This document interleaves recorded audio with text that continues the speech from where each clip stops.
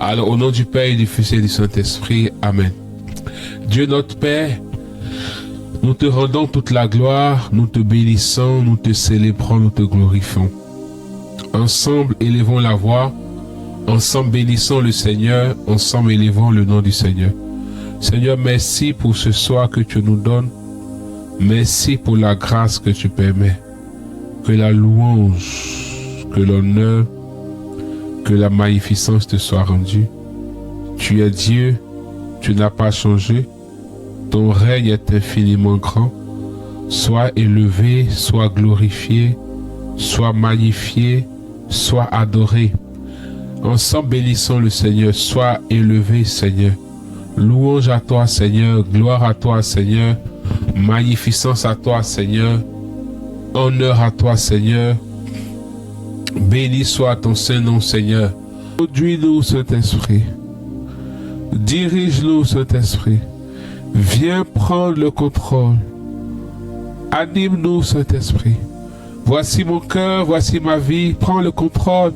Instruis-nous. Conduis-nous dans ta vérité. Dans le nom de Jésus-Christ de Nazareth. Amen. Alors, bien-aimés frères et sœurs, nous sommes dans le 9e mois. Nous marchons avec assurance, avec foi, avec espérance vers la fin de cette saison de l'année. Voilà, l'année est une saison, les mois sont des saisons.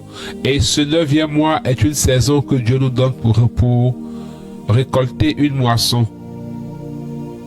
Il y a des choses que Dieu a sémées pour nous en ce 9e mois. Il y a des projets que Dieu a élaborés pour nous. Il y a des promesses que Dieu a engagées pour nous. Il y a des promesses que Dieu a relâchées sur nos vies. Il y a des instructions que Dieu a données à la nature, aux astres, aux hommes, afin qu'ils puissent pouvoir à nos besoins et pouvoir pour nous.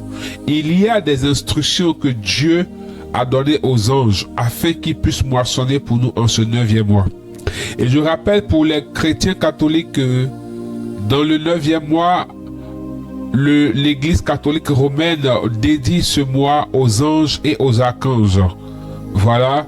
Et vers la fin de ce mois, le 26 et le 27, c'est la fête même des archanges.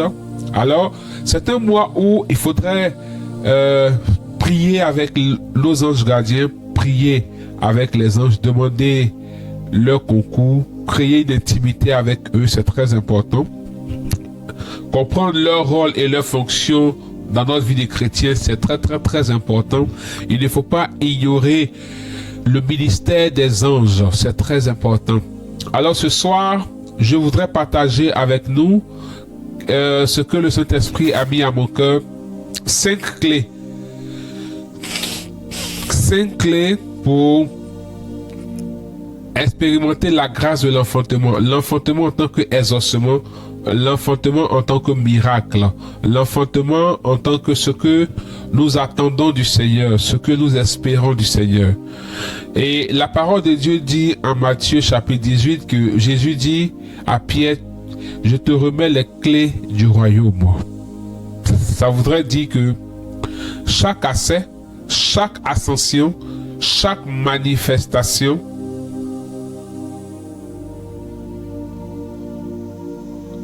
nécessite une clé.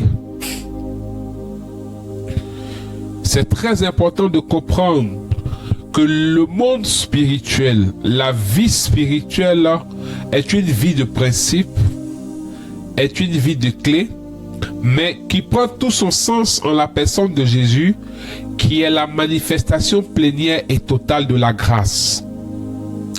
Et nous allons regarder le mouvement de Dieu, comment Dieu a procédé, comment Dieu procède pour qu'il y ait l'enfantement, pour qu'il y ait la création d'un homme. Vous voyez, les ossements et le miracle, c'est une création pour nous, c'est une production. Pour qu'un être puisse être produit, il y a un mécanisme, un principe que Dieu a établi, que le ciel a établi qui se manifeste. Il faut qu'un homme aille avec une femme, mais le fait qu'un homme aille avec une femme ne suffit pas pour qu'il y ait un autre homme. Il faut qu'il y ait fécondation. S'il n'y a pas fécondation, il n'y a pas de production, il n'y a pas de création, il n'y a pas de reproduction. Parce que un homme qui naît est une production divine, mais une reproduction humaine. Je reprends. Un homme qui naît est une production divine, mais une reproduction humaine. L'homme se reproduit et se multiplie. Pour que dans ta vie, il y ait la multiplication, il y a l'action de Dieu qui produise des miracles, qui produise des solutions, qui produise les ossements. Et pour que dans ta vie, les ossements de Dieu, la bénédiction de Dieu se reproduisent à chaque saison, à chaque temps, il y a aussi un mécanisme à suivre. Et le mécanisme, on peut le concorder avec le protocole que Dieu utilise pour produire un homme et pour que l'homme puisse se reproduire. Alors, je m'étais arrêté à là où il y a la fécondation. Quand il y a la fécondation, il y a des symptômes que la femme a, qui donne une alerte, qui permet de comprendre que il y a eu quelque chose, qui permet de comprendre que il y a quelque chose d'anormal, d'inhabituel qui se produit. Et il y a des cycles qui vont se produire jusqu'à ce que elle marche dans une discipline parce qu'elle vit un état particulier et à la suite de cela, elle va enfanter. Alors, quelles sont les 5 clés que nous pouvons prendre de cette œuvre magnifique, merveilleuse de production divine et de reproduction humaine, afin que nous aussi, au thème de ce 9e mois, nous puissions voir la production de Dieu dans notre vie et reproduire cette production-là chaque mois dans le nom de Jésus-Christ de Nazareth. Je prie que le Seigneur te soit favorable en ce 9e mois et sa grâce ne te fasse point défaut au nom de Jésus. Je prie au nom de Jésus que le Saint-Esprit permette que tu comprennes le message de ce soir, que ton esprit s'ouvre et que le Saint-Esprit te donne l'intelligence de saisir les vérités et la vérité qu'il te faut ce soir pour produire l'action de Dieu en toi et pour reproduire la bénédiction de Dieu dans ta vie. Afin que ce mois ne soit point stérile, je maudis au nom de Jésus-Christ de Nazareth toute forme de stérilité dans ta vie en ce 9e mois. Que tout ce que l'ennemi a relâché ou a déposé, afin que cela soit une stérilité ou une terre aride où il n'y aura point de production, je brise et j'annule cela au nom puissant de Jésus-Christ de Nazareth. Je prie au nom de Jésus que là où l'ennemi veut assombrir ta saison, veut assombrir tes jours, là où l'ennemi veut rendre improductive la sémence de Dieu dans ta vie, je maudis cela au nom de Jésus. Que tout ce qui pourrait t'empêcher de saisir la révélation de Dieu pour toi ce soir soit annulé au nom de Jésus. Dis-moi un amen puissant. Bien-aimés frères et sœurs, moi je crois en la puissance de Dieu. Je crois en la parole de Dieu qui est puissante. Alors, la première clé que je te donne ce soir, parmi ces 5 clés, la première clé que je te donne, bien-aimés frères et sœurs, c'est la sémence. Dis à quelqu'un la sémence. Puisque pour moissonner, il faut une sémence. Pour moissonner, il faut une sémence. Il faut s'aimer. De quelle sémence as-tu besoin afin de pouvoir moissonner convenablement au temps convenu et à la fin de cette saison, de ce 9e mois? La sémence dont tu as besoin, c'est la parole de Dieu. En Luc chapitre 5, versets 1 à 5, on nous parle de la pêche miraculeuse. Mais pour que cette pêche miraculeuse puisse arriver, il y a eu une action de Dieu. Et cette action de Dieu, c'est la parole de Jésus qu'il a donnée à Pierre. Il a dit, avance en eau profonde et jette le filet à droite. Pierre dit, nous avons peiné toute la nuit, nous n'avons rien eu. Mais sur ta parole, je jetterai le filet. Bien-aimés frères et sœurs, Pierre avait reçu une sémence, et cette sémence, c'est l'instruction qui était contenue dans la parole de Dieu. Tu as entamé ce mois, quelle est l'instruction que tu as pu relever ou comprendre dans la parole de Dieu afin de marcher selon cette instruction et de voir la gloire de Dieu? Parce que dans la parole que Dieu nous donne, il y a une instruction qui révèle une voie à suivre afin que le miracle se produise dans notre vie. Quelle est l'instruction que tu as reçue? Le psaume 119, verset 105 dit: ta parole est une lampe à mes pieds et une lumière sur mes sentiers. Ça voudrait dire chaque pas que je fais doit être éclairé par la parole de Dieu. Quelle parole de Dieu éclaire ce 9e mois? Quelle sémence de la parole tu as reçue? La parole de Dieu, elle est authentique et elle produit du fruit. Matthieu chapitre 13, la parole, lorsqu'elle tombe sur la bonne terre, elle produit. Quelle parole de Dieu as-tu reçue? Quelle sémence as-tu? Qu'est-ce que tu as compris dans la parole de Dieu? Quel message tu as reçu à travers les évangiles, à travers les livres prophétiques, dans tes méditations, selon laquelle tu veux marcher dans ce mois? Quelle instruction Dieu t'a donné personnellement dans ta communion avec lui comme révélation selon laquelle tu dois marcher? On ne peut pas moissonner si on n'a pas de sémence. Est-ce qu'il y a une sémence en toi en ce mois? La sémence aussi peut être une vision. Quelle sémence Dieu a déposée dans ton esprit et qui est attestée ou ratifiée par une parole de Dieu, écrite ou révélée, qui te conduit en ce mois? Alléluia. Lorsque nous avons la sémence, la seconde clé, c'est la fécondation. Parce que une sémence masculine sans fécondation ne peut produire. Donc, on peut recevoir la sémence, qui est une interpellation que le Seigneur nous révèle au travers de sa parole écrite, dans nos méditations, dans une prédication ou dans les textes liturgiques.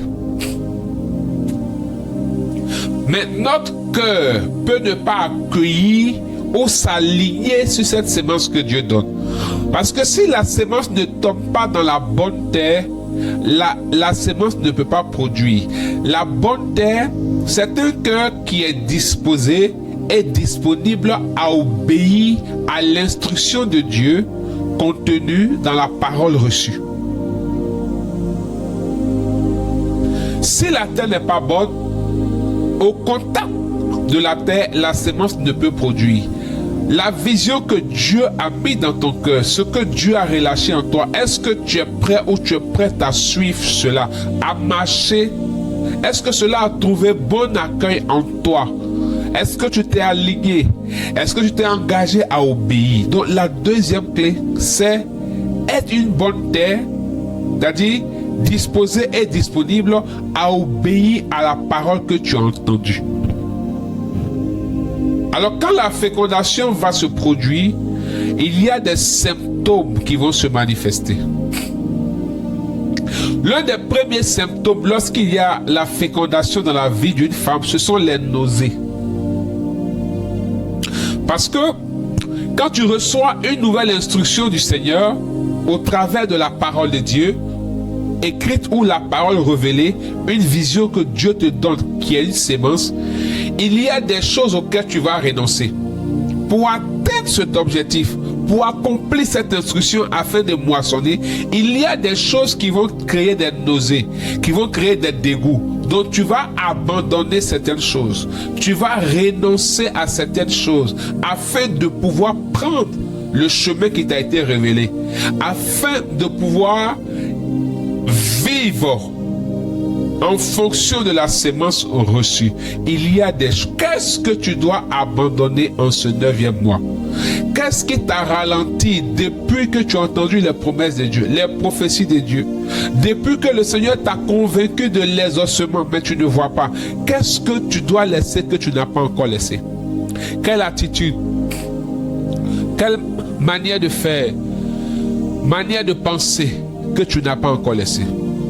Qu'est-ce que tu n'as pas encore abandonné? À quoi tu n'as pas encore renoncé qui est comme un poids qui t'empêche d'avancer vers la moisson? La quatrième clé, non plutôt la deuxième chose qui se manifeste après la fécondation, c'est la température qui est élevée. Une femme qui est enceinte, qui a été fécondée, aura sa température qui s'élève. Sa température devient inhabituelle. Parce que lorsque Dieu dépose une instruction en nous, lorsque Pierre reçoit l'instruction en Luc chapitre 5, verset 1 au suivant, il dit: suite à parole, je jetterai le filet. Parce que l'instruction de Dieu, qui est une sémence contenue dans la parole que Dieu nous donne, qu'elle soit écrite ou révélée, met toujours en mouvement. C'est-à-dire, lorsqu'il y a une sémence que Dieu te donne comme instruction, même une vision, ça boue en toi. Tu ne peux pas rester tranquille. Puisque tu as quelque chose à accomplir. Dès que Pierre a entendu la parole de Jésus, il s'est mis en mouvement. Ta température s'élève, tu deviens inhabitué dans tes actions, tu commences à faire de nouvelles choses. Parce que si les choses ne changent pas, si ta situation ne change pas, commence à changer ta manière d'être. Donc il y a un mouvement qui se crée. Il y a une nouvelle chaleur qui vient. Tu vois, quand parfois tu as certains projets, les projets même peuvent créer de l'angoisse ou de l'anxiété en toi. Ça boue, ça chauffe. Tu es pressé de les réaliser. Tu es pressé de les accomplir. Tu veux voir. Est-ce que tu te laisses conduire? Mais tant que tu n'as pas accueilli, tant que ton cœur n'est pas disposé à cette instruction de Dieu, la température ne peut pas changer. C'est l'instruction qui met en mouvement. C'est la vision qui met en mouvement. Le mouvement que tu veux, que tu as dans ce 9e mois est conduit par quoi? Est motivé par quoi? Est engagé par quoi? Qu'est-ce qui a suscité ce mouvement? Qu'est-ce qui crée ce mouvement? Alléluia. La troisième clé, j'ai dit la sémence, première chose. Deuxième chose, la fécondation. Troisième chose, quand il y a fécondation, il y a des manifestations. Il y a des signes. Troisième chose, les signes qui te disent que les signes sont comme des indicateurs qui te confirment que tu es sur la bonne voie. Tu es sur le chemin pour atteindre l'objectif. Si tu n'as pas d'indicateur, tu vas te perdre. Vous voyez, quand la femme, elle est fécondée, elle doit produire. Elle doit procréer. Mais il y a des signes qui indiquent cela. Quand certains signes ne sont pas là, elle se pose des questions. Et parmi ces signes-là, j'ai cité la nausée et la température élevée. La quatrième clé pour pouvoir expérimenter le témoignage, les ossements en ce mois, c'est de vivre de manière intentionnelle. Ça voudrait dire quoi? C'est d'avoir une intention réelle qui t'anime. C'est de savoir que tu ne dois pas te laisser animer seulement par tes émotions, mais tu dois aussi faire confiance à ton intelligence et tu dois aussi faire confiance à tes intentions. Vous savez, lorsque nous avons reçu une instruction de Dieu et que nous empruntons le chemin, parfois il y a certaines situations qui arrivent qui sont comme des coupeurs de route qui nous freinent dans notre élan ou qui nous font douter de l'instruction reçue. Pierre est un homme de la pêche. C'est un professionnel de la pêche. Et tous ceux qui sont ladunaires, qui ont fréquenté leur village ou qui ont fait l'expérience de la pêche savent que le moment idéal pour aller à la pêche, c'est la nuit.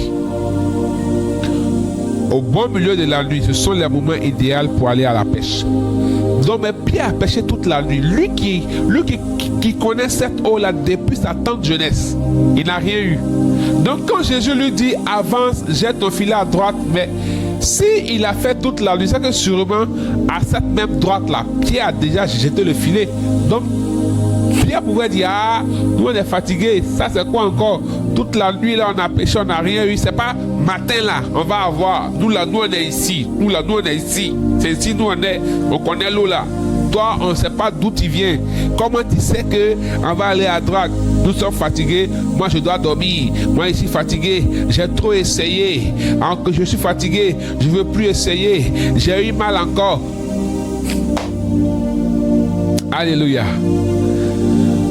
Donc, parce que tu as échoué le mois dernier, tu penses que ce mois encore tu vas échouer, donc tu refuses d'essayer. Oh, cette même eau dans laquelle Pierre a jeté le filet à droite, c'est cette même eau que Pierre a parcouru la nuit, il n'a rien eu. Mais Pierre s'est mis en mouvement quand il a entendu la parole. Vive de manière intentionnelle. La femme qui est fécondée par la sémence et qui est enceinte, elle sait qu'elle est enceinte. Il y a des choses dont elle a envie, mais elle se prive de ces choses-là parce qu'elle sait que ces choses ne sont pas adaptées à son état de femme enceinte. Alléluia. Vous voyez, c'est de vivre, elle vit de manière intentionnelle. Il y a des lieux où elle a envie d'aller. Parfois, il y a des choses qu'elle a envie de faire comme tout le monde. Mais il y a des choses même qu'elle a envie de manger, qu'elle a envie de boire. Certaines situations autour d'une grossesse peut faire qu'il y a interdiction de manger certaines choses. Bien vrai qu'on aime les choses. Il y a interdiction de boire certaines choses. Bien vrai qu'on aime ce genre de choses-là. Mais comme tu es dans un état particulier, même si tu as envie, même si tu aimes, il faut prendre conscience que tu ne dois pas faire. Alléluia. Est-ce que je parle à quelqu'un ce soir? Donc le problème, ce n'est pas ce que tu veux. Ce n'est pas ce dont tu as envie. Ce n'est pas ce que tu veux faire. Mais c'est ce dont ton état a besoin. Alléluia. C'est-à-dire, quand tu reçois une instruction, une sémence, ça va imposer la discipline. Une femme enceinte a une discipline qu'elle s'impose. Bien-aimé, si tu es enceinte d'une sémence et d'une instruction de Dieu, il y a une discipline que cela impose. Et de cette discipline dépend la qualité de la moisson que tu auras. Alléluia. Ce n'est pas une question de j'aime ou je n'aime pas, mais c'est une question de discipline qui s'impose à cause de ta condition. Dès qu'elle est enceinte, elle peut reprendre ses anciennes habitudes. Donc, quelqu'un qui est enceinte du miracle, du témoignage, de l'exaucement, cela nécessite une disposition. Toute disposition implique une discipline. Alléluia. Donc, si tu négliges cette réalité, tu peux recevoir la sémence. Il peut y avoir fécondation. Les signes peuvent se manifester. Et puis, cela ne va pas arriver à terme. Parce que tu as méprisé la discipline qu'il fallait avoir. Est-ce que je parle à quelqu'un ce soir? Est-ce que quelqu'un est en train de comprendre pourquoi tu commences, tu n'aboutis jamais? Tu es inspiré après. Or, parfois, Dieu t'a parlé vrai. S'il y a une femme qui a déjà été enceinte ici, elle comprend ce que je suis en train de dire. Il y a l'inconfort qui se crée dans les habitudes. Il y a l'inconfort qui se crée. Mais combien de fois on refuse l'inconfort? Parce que nous sommes dans les émotions, dans ce qu'on veut, ce qu'on ne veut pas. Arrivé à un moment de sa vie, quand on atteint certains types d'exaucement et de miracles, on n'est plus dans ce qu'on veut, ce qu'on ne veut pas, mais nous sommes dans ce qui est utile ou pas, et dans ce qu'il faut.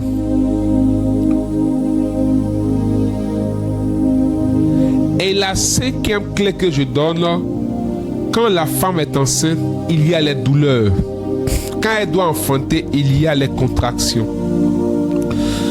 Dans tes saisons de moisson et de récolte,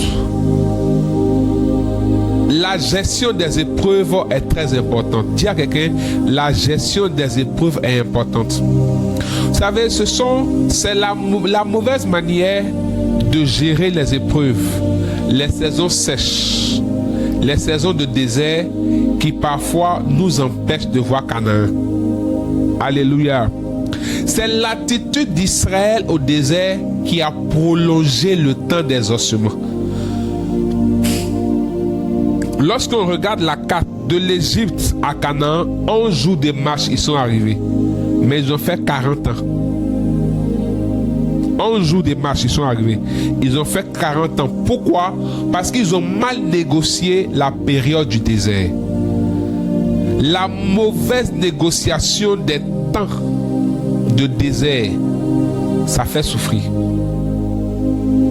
La mauvaise gestion des temps d'épreuve nous font manquer des bénédictions. La mauvaise gestion des moments, des saisons de sécheresse nous font manquer des témoignages.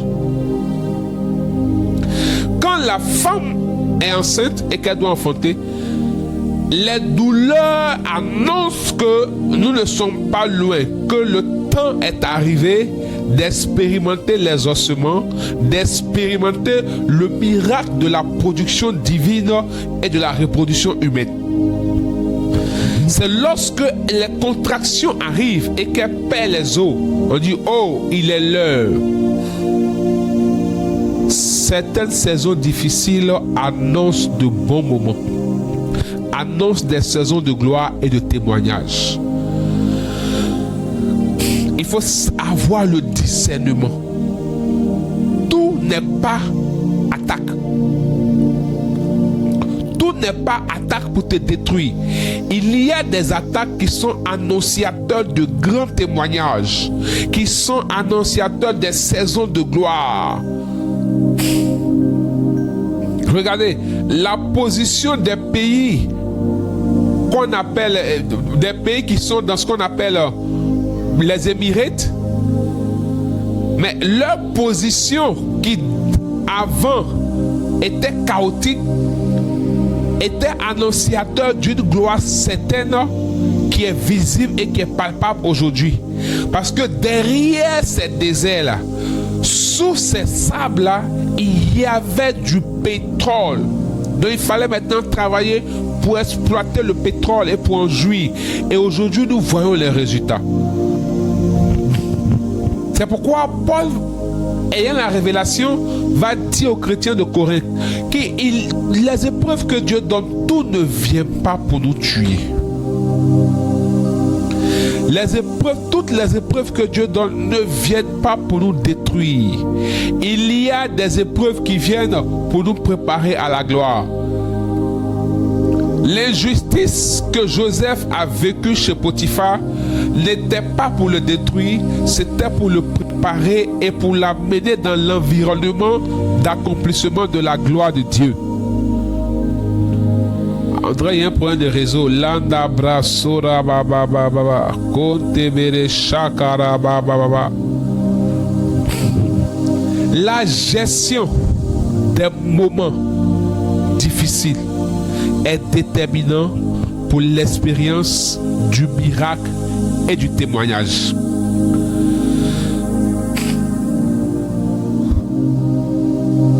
Comment la trahison, je reprends, la trahison que Joseph a vécue chez Potiphar,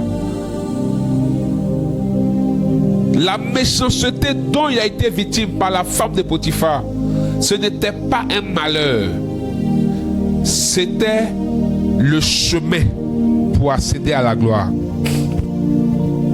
Alléluia. Est-ce que je parle à quelqu'un? Comment tu gères tes moments de trouble? Comment tu gères tes moments d'épreuve? Comment tu gères tes moments de désert?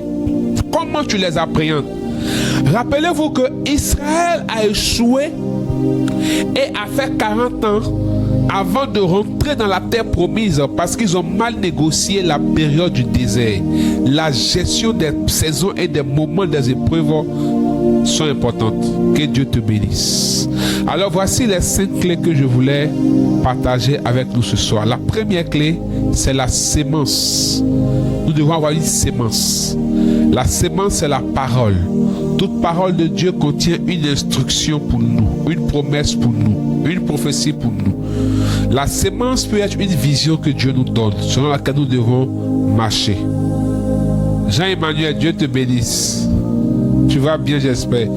La seconde chose, c'est d'être une bonne terre, disposée et disponible pour marcher dans l'obéissance. Donc, la sémence doit nous féconder. Quand nous sommes fécondés, il faut des signes qui manifestent que quelque chose est en train de se produire. Et j'ai donné 2 signes. Premier signe, le renoncement, l'abandon. Deuxième signe, la température élevée, la passion, le mouvement que ça crée.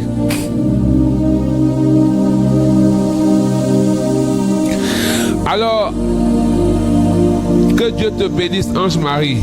Écris-moi, vous pouvez m'écrire en inbox, d'accord?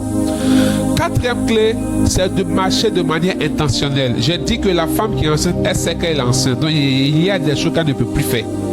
Il faut savoir que quand tu es dans une saison, quand tu recherches quelque chose, cela nécessite une attitude. Et la 5e clé, c'est la bonne gestion des saisons d'épreuve, la bonne gestion des moments de douleur. Et j'ai résumé en disant, Israël a été retardé dans l'accomplissement de la promesse parce que tout simplement, ils ont mal géré la saison de l'épreuve. Je prie, prions ensemble, bénissons le Seigneur pour ce message puissant. Seigneur, merci pour ta grâce. Que l'honneur et la louange te reviennent. Que la magnificence te soit rendue. Merci pour la parole que tu nous donnes. Merci pour tes bontés. Que ton nom soit élevé. Merci pour la grâce que tu nous donnes. Seigneur, que la louange te revienne. Oh Dieu, tu n'as pas changé. Tu nous as enseigné ce soir. Je prie que le Saint-Esprit nous visite. Je prie que le Saint-Esprit nous visite. Je prie que le Saint-Esprit nous visite. Je prie que le Saint-Esprit nous visite. Je prie que le Saint-Esprit nous visite. Je prie que le Saint-Esprit nous visite. Et qu'en ce 9e mois, Dieu nous donne la sémence qui nous enceinte. Que nous soyons enceintes de notre miracle. Que nous soyons enceintes des promesses de Dieu. Que nous soyons enceintes des prophéties de Dieu. Et qu'au terme de ce mois, nous puissions récolter au nom de Jésus. Je prie au nom de Jésus-Christ de Nazareth, afin que les formes d'opposition qui menacera ces grossesses, qui empêcheront l'accomplissement, toute œuvre d'avortement de destinée, d'avortement de prophétie, tout ce qui va vouloir assombrir la sémence de Dieu en nous et la rendre improductive, nous maudissons cela au nom de Jésus. Nous détruisons cela au nom de Jésus par la puissance du Saint-Esprit. Père, bénis tes enfants, que ta grâce abonde et surabonde dans leur vie au nom de Jésus-Christ de Nazareth. Amen. Que Dieu nous bénisse, que Dieu nous visite.